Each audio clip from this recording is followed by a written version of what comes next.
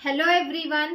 तो स्टूडेंट्स, जैसे कि आप सबको पता है कि MHT CT 2026 का रजिस्ट्रेशन स्टार्ट हो गया है इंजीनियरिंग के लिए। तो बच्चों, आपको पता है कि आपकी जो merit list, final merit list आएगी वो 20 तारीख तक आएगी।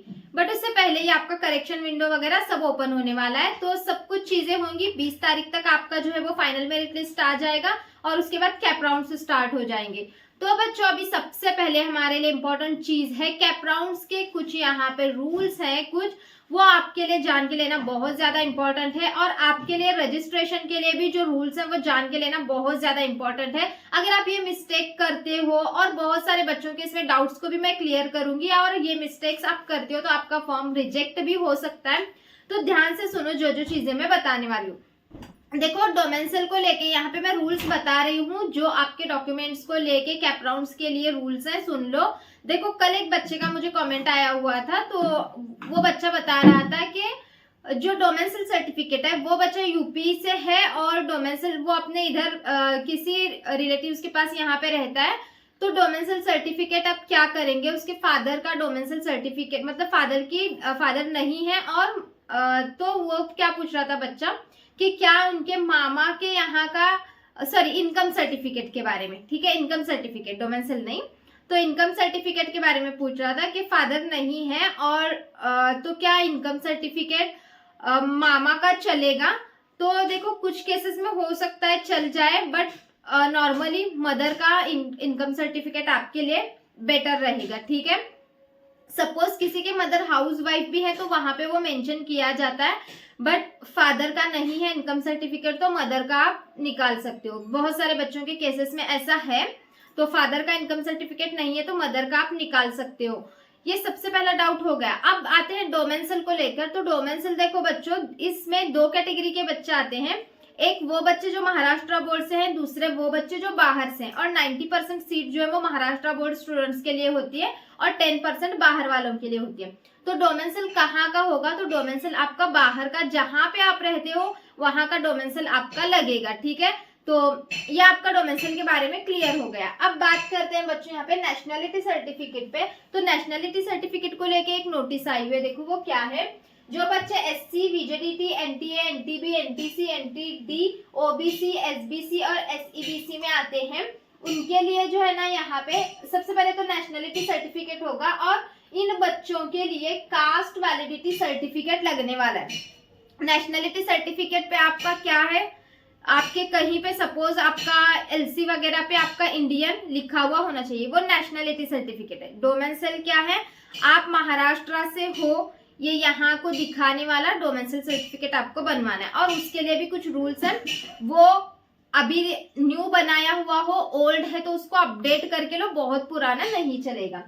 कैप राउंड्स के लिए और आपको यहाँ पे क्या रूल है, देखो, जो ये बच्चे हैं SC, VJDT, NTA, NTB, NTC, NTD, OBC, SBC, SEBC, इनके लिए कास्ट वैलिडिटी सर्टिफिकेट लगेगा, और ST वालों के लिए ट्राइब वैलिडिटी सर्टिफिकेट लगेगा।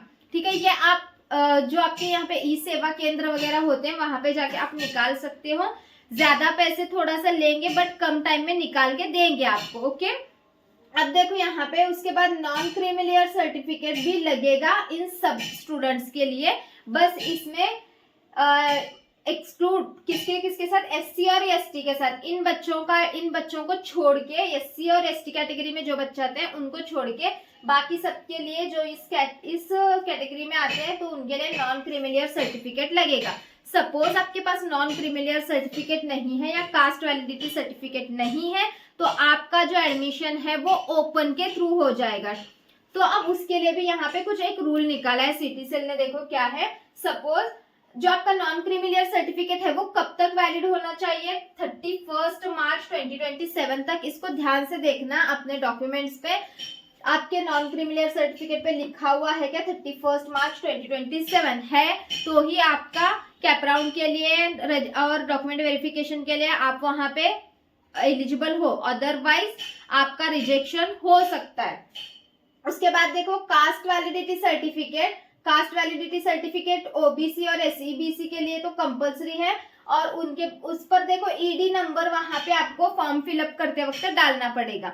जब आप फॉर्म फिलअप कर रहे हो, MHTCT का रजिस्ट्रेशन कर रहे हो, तो वहां पे ED नंबर आपको डालना पड़ेगा कास्ट वैलिडिटी सर्टिफिकेट पर से। तो ये कास्ट वैलिडिटी सर्टिफिकेट पे एक ऊपर बारकोड के टाइप में वहां पे दिया जाता है और वहां पे आपका नंबर होता है, तो वो वहां पे डालना पड़ेगा, उससे वो डायरेक्ट वहां पे ऑटोमेटिक वेरीफाई हो जाएगा। फिर उसके बाद देखो, सपोज कोई बच्चा ऐसा है, ये सबसे इंपॉर्टेंट रूल है, कोई बच्चा ऐसा है जो कि OBC वगैरह में आता था, रजिस्ट्रेशन के वक्त आपने CT के एग्जाम के लिए फीस सपोज 1000 रुपीज पे की हुई थी, और अभी आप ओपन कैटेगरी से फॉर्म भर रहे हो। मतलब कि क्या होगा, कुछ डॉक्यूमेंट कुछ बच्चों के अगर मिस है, तो वो आप सपोज कोई बच्चा OBC में आता है और उसके पास जो OBC के लिए डॉक्यूमेंट रिक्वायर्ड है उसमें से कोई एक डॉक्यूमेंट मिस है, तो वो किस कैटेगरी में कन्वर्ट हो जाएगा, ओपन कैटेगरी में कन्वर्ट हो जाएगा, OBC में नहीं आएगा, ओपन कैटेगरी के लिए कन्वर्ट हो जाएगा। तो उस बच्चे के लिए 300 रुपीज और एक्स्ट्रा चार्जेस वहां पे लिए जाएंगे, क्योंकि पहले आपने OBC से भरा था, अब आप जनरल में कन्वर्ट हो रहे हो, तो आपको 300 रुपीज एक्स्ट्रा वहां पे भरना पड़ेगा। ठीक है, ये हो गया। अब कैप राउंड का और एक रूल यहाँ पे सुन लो। कोई बच्चा ऐसा है जो कि कैप राउंड के थ्रू एडमिशन नहीं लेना चाहता, मतलब कि cap round 1, cap round 2, cap round 3 admission उसके थ्रू नहीं लेना चाहता, डायरेक्ट कोटा वगैरह में जो कोटा वगैरह होते हैं ना, तो उसके थ्रू एडमिशन लेना चाहता है, तो वो कैप राउंड का फॉर्म नहीं भरेंगे तो चलेगा, बट डॉक्यूमेंट्स वेरीफाई कराना, डॉक्यूमेंट्स पूरा रजिस्ट्रेशन करवाना सबके लिए कंपलसरी इंपॉर्टेंट और मोस्ट इंपॉर्टेंट रहेगा। बस ये सारे इंपॉर्टेंट डॉक्यूमेंट्स आपको यहाँ पे रखना है, और अगर आपके पास डेट पहले की है तो उसे अपडेट करा के लेना है, डॉक्यूमेंट्स को अपडेट करवाना है। और एक न्यू रूल क्या है कि जो भी बच्चे SCBC और SCBC में आते हैं, तो कल मैंने आपको बताया था कि उनके लिए जो है ना 6 मंथ्स की जो वैलिडिटी है वो बढ़ा के दी गई है OBC और SCBC के लिए, जो कि कास्ट वैलिडिटी सर्टिफिकेट है, वो बच्चों के लिए 6 मंथ्स का एक्सटेंशन वहां पे दिया गया है, बट उसके लिए उसकी रिसिप्ट इंपॉर्टेंट है, वो रिसिप्ट पे आप लिख के दे सकते हो, और जितना पॉसिबल हो सके कैप राउंड 3 तक आप वो डॉक्यूमेंट सबमिट करवाने की कोशिश करो, क्योंकि बहुत सारे बच्चे ऐसे हैं एक्सटेंशन है बोल के नहीं सबमिट करवाते हैं, फिर कुछ केसेस में जो रजिस्ट्रेशन जो उनका एडमिशन होता है वो कैंसिल हो जाता है।